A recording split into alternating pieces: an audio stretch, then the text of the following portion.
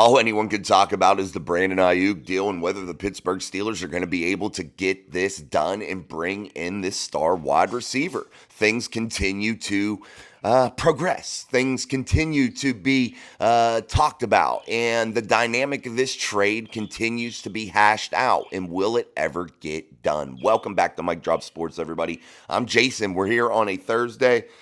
Let's dive in, guys. The Steelers have practice today at about 10:30 a.m. here this morning, 10:55, whatever it is.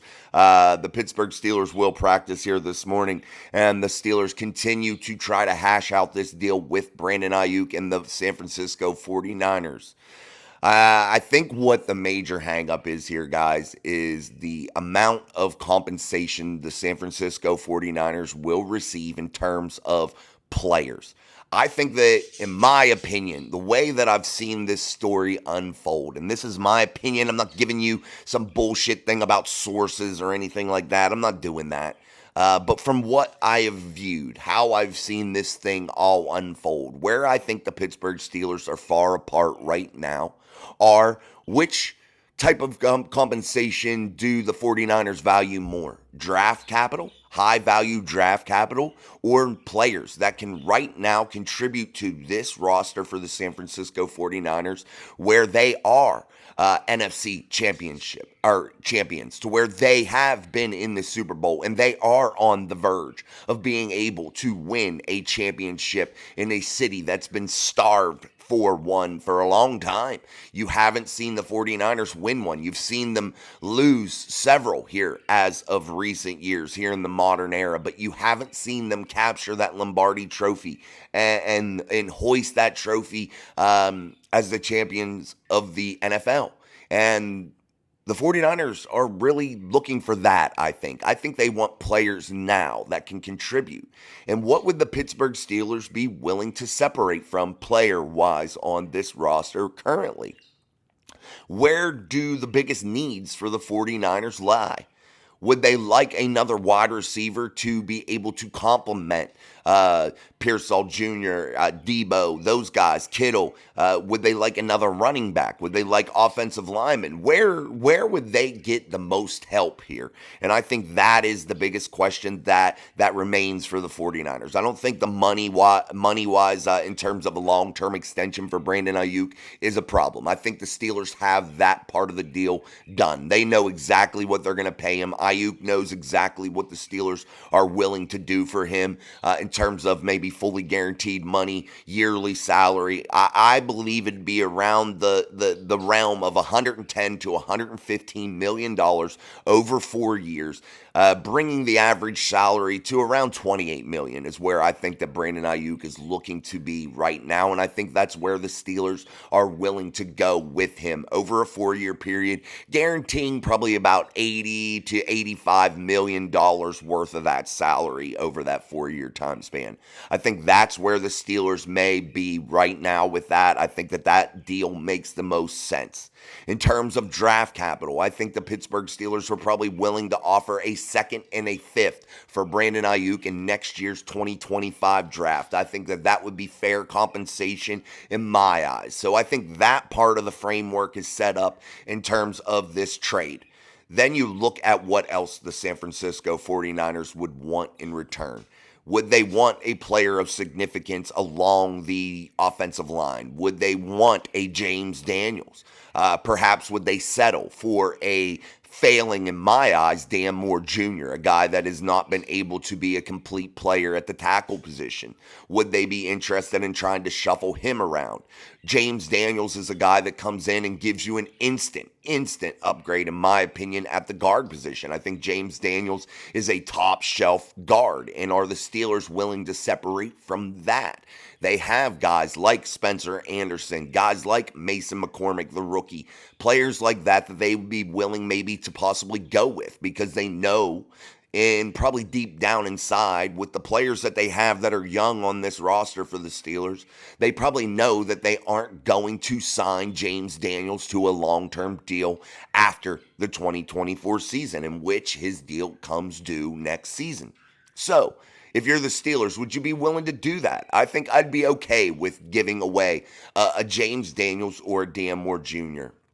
I think that would be okay. I think that the line would still be able to find its rhythm, find its place, still lean on the leadership of Isaac Seumalo, insert a young guy, in my opinion, probably Spencer Anderson to fill that role of James Daniels, move Broderick Jones to that left tackle, allow Troy Fautanu to play right, and allow Zach Frazier to fill in that center spot. And you still have the option to allow Nate Herbig to possibly play that guard role next to Zach Frazier. So you have many options. And the Nate Herbig and the Spencer Anderson thing, I think, could be a flip-flop. I wouldn't mind either one of them. Who cares? I think that they would both be about the same level, in my opinion, right now. Nate probably a little bit above him because he has NFL experience.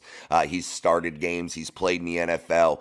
Maybe you lean more toward that. So regardless of what that is, that's what we see right now with the Pittsburgh Steelers offensive line. And just to give you options, they have options there. So if they were to trade off somebody, it wouldn't be of catastrophic significance to where this offensive line would just be destroyed and decimated by the loss of James Daniels. Would it be a heavy hit? Absolutely. I would lean more towards getting rid of Dan Moore Jr. because I'd feel more comfortable with what you have on the tackle spots in terms of young talent there and where you want Broderick Jones to play in the future. So there's player ideas there along the offensive line. What if they're requesting a guy like a Calvin Austin? I don't know if that's the path I would go. Considering what you're trying to do if you're the Pittsburgh Steelers, you're trying to add a guy in Brandon Aiyuk to this wide receiver core to provide that boost, to make it that much better. And I don't think you want to take any of the big name players out of that room, that wide receiver room. And I consider Calvin Austin to be one of those this season. I think Calvin Austin, George Pickens, Brandon Aiyuk, Roman Wilson, Van Jefferson, Scotty Miller. I think that room would be really, really interesting when you add the name of Brandon Aiyuk to it. But I think if you start subtracting key players out of that situation, I think that then it becomes a little bit less exciting in my eyes, because I think you want guys that have tons of different skill sets. And I think adding Brandon Aiyuk with George Pickens and the rest of the bunch, I think that that's what you're doing. You're creating a room that has tons of different skill sets, and the variables at play there would be exciting, man. You would be excited every week to see what the game plan holds and who was going to be the major player inside of that room. And I know everybody says you just got to be able to block. That's all that Arthur Smith is going to require. Guys, Arthur Smith is going to come out with some different wrinkles. You are going to see some different things out of Arthur Smith here in 2024. I keep reminding everybody of that, but yet they want to just say, nope, he'll only do what he did in the past. That's it. That's what we're going off of. I understand that that's what you're gauging things off of, but you have to realize that in order to be good in the NFL, especially as an offensive coordinator, a head coach, anything, you have to adapt and overcome, and you have to add new wrinkles every single offseason. Every single season, you have to come in with some new things, man. And I expect nothing less from Arthur Smith and this coaching staff than new wrinkles, new ideas, new things being done within this offense, especially with tailoring things to the quarterback play in which they are going to have here in 2024. Another thing that I kind of get worried about with the Steelers is this, with this Brandon Aiyuk trade, is you don't have a quarterback signed beyond 2024.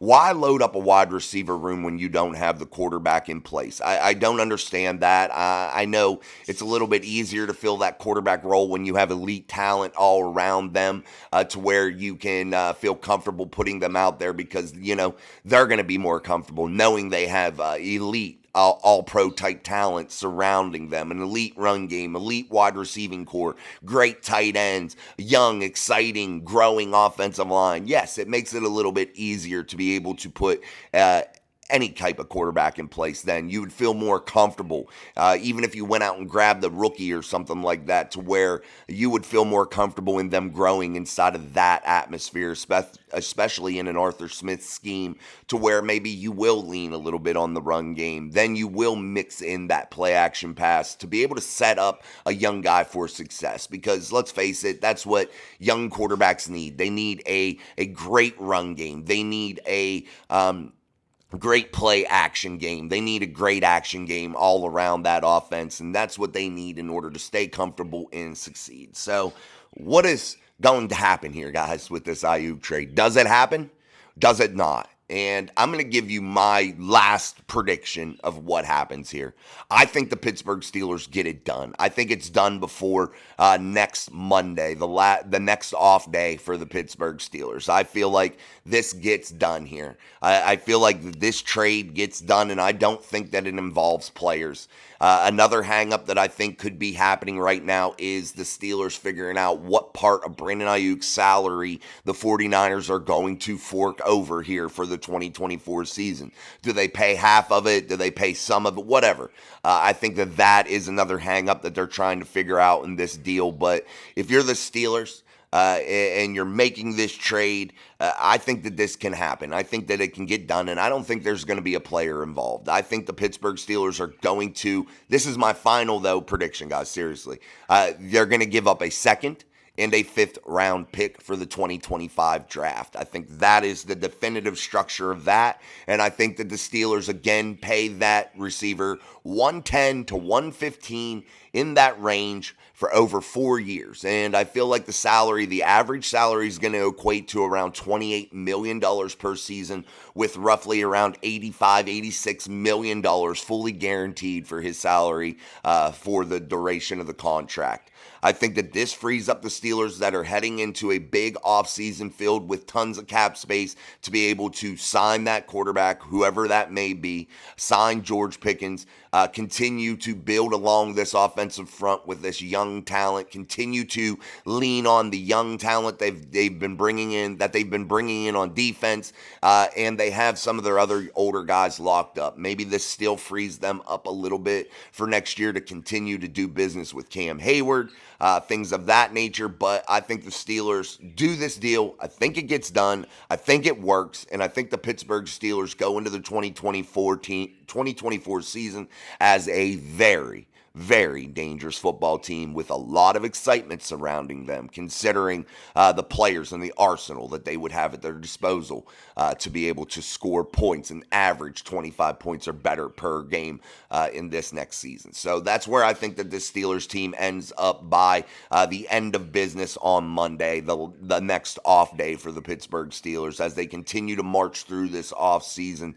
Things continue to be exciting. There's tons of storylines and tons of things to talk about, and we will be back tonight for our live show called Steel City Live, man, where we go live every day answering your questions as the fans, getting your voices heard, giving your comments, questions, and concerns inside of the chat as we dissect each one of those. I'll be joined tonight by my boy Sean here on our Thursday show, so make sure you tune in. It'll be an action-packed show as always. I apologize for missing last night, but I owed Nick a favor. He came onto my show, so I went over there on Sleeper Sports Media to go over and have a chat to kick off his new Steelers podcast that he is doing on his channel. So make sure you show him some love and support him also. But again, guys, we'll be back tonight, Sean and I, going through this Steelers news, and we'll see. Maybe we'll have some big topics to talk about later on this evening.